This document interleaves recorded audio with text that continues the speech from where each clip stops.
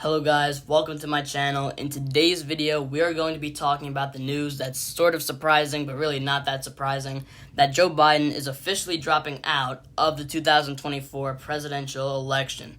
So, with the current news that we have, he's not resigning as president, but he's just not going to seek re-election. But that does raise a couple questions. Who will the next nominee be? A notable person who will most likely be the next Democratic nominee is current Vice President Kamala Harris.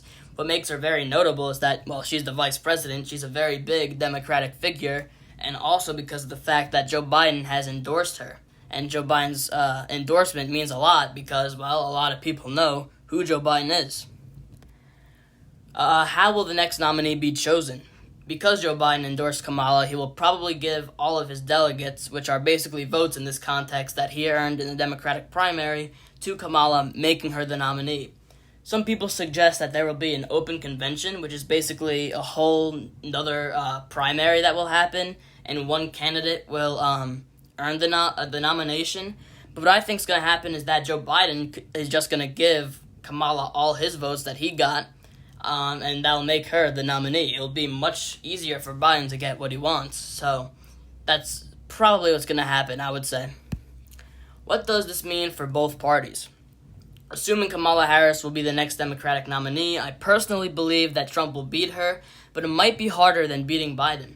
Some Republicans might be a little bit scared because, Kamala Harris or really any other Democratic candidate that might be chosen, it's probably going to be harder to beat than Biden, but some Republicans are confident that Trump could beat Kamala Harris. I mean, current polling data shows that Kamala Harris actually polls worse than Biden, that she performs worse than Biden, but I think newer polling data is probably going to suggest that she'll actually be harder to beat than Joe Biden.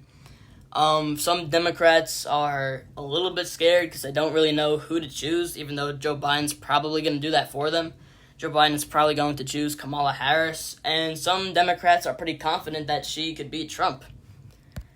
What happens electorally? Determining on who Harris chooses as her vice president, she might win a couple swing states, but I think Trump probably takes the majority of them.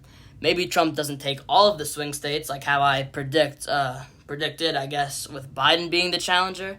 I'm not sure yet how much each state will be won by each candidate, by percentage, but it's pretty safe to say that Trump will probably still take a majority of the swing states and also take the election.